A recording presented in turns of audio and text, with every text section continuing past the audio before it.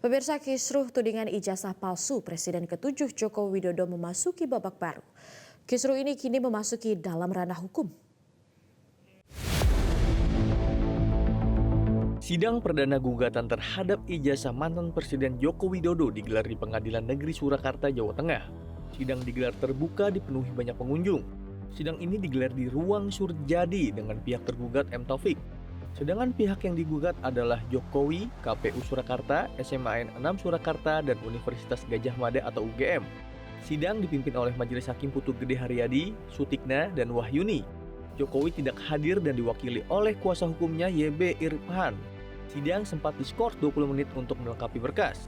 Penggugat meminta agar pihak prinsipal Jokowi sebagai tergugat hadir untuk pelaksanaan mediasi. Sidang akhirnya ditunda pada 30 April mendatang. Sementara itu, pengacara penggugat ijazah Joko Widodo, Jainal Mustafa, ditetapkan sebagai tersangka oleh Polres Sukoharjo dalam kasus pemalsuan dokumen. Salah satu anggota tim kuasa hukum penggugat ijazah SMA mantan Presiden Jokowi, yakni Jainal Mustafa, ditetapkan sebagai tersangka kasus dugaan pemalsuan dokumen. Polres Sukoharjo menetapkan Zainal sebagai tersangka atas dugaan penggunaan dokumen palsu untuk memperoleh gelar sarjana hukum yang dijadikan syarat seorang advokat. Kasat Reskrim Polres Sukoharjo, AKP Zainuddin, menyampaikan bahwa penetapan tersangka dilakukan berdasarkan hasil gelar perkara, keterangan saksi, petunjuk, dan keterangan ahli. Tersangka disangkakan pasal 263 ayat 2 KUHP. Menggunakan surat palsu, dalam hal ini adalah dokumen kuliah yang digunakan oleh tersangka ZM untuk pindah kuliah dari OMS ke UNSA. Ini berdasarkan awal dari pengaduan saudara Asri Purwanti. Ya, dari dasar pengaduan awal kami giat penyelidikan hingga tanggal 6 Oktober 2023 kita terbit LP, kemudian kami tingkatkan penyidikan. Dalam penyidikan kami sudah memeriksa beberapa saksi, termasuk dari pihak OMS maupun pihak UNSA. Bahkan, kisru ijazah palsu ini menyeret nama mantan Menteri Pemuda Olahraga sekaligus pakar telematika Roy Suryo yang dilaporkan ke Bareskrim Polri. Roy Suryo diduga membuat gaduh mengenai isu ijazah mantan Presiden Joko Widodo. Adapun, Roy Suryo dilaporkan bersama dua orang lainnya, yakni pria berinisial RS dan dokter perempuan berinisial T. Laporan dilayangkan oleh Peradi Bersatu yang membentuk tim advokat public defender untuk memproses hukum ini. Tim advokat public defender membawa sejumlah barang bukti dalam pelaporan ini. Namun, ia belum mau membeberkan karena diyakini bisa merusak pemeriksaan.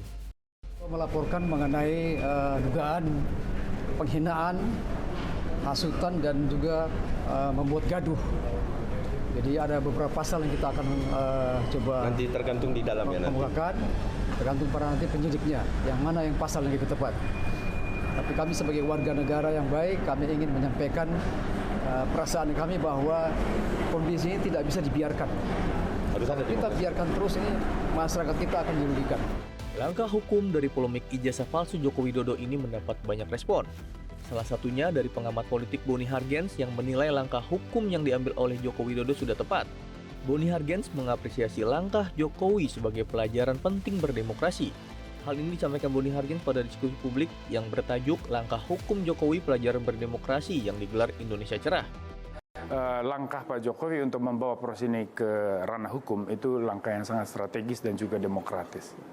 Pak Jokowi ini kan sudah pensiun lah ya, tetapi terus disudutkan. Sebetulnya ada kepentingan besar di balik semua ini. Yang kita lihat di permukaan itu kan ada orang bergerombol menuntut soal kepastian ijazah.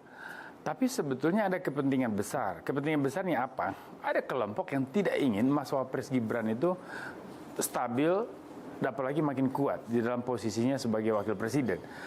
Dan yang kedua, ada kelompok yang sudah melirik jabatan wakil presiden di 2029.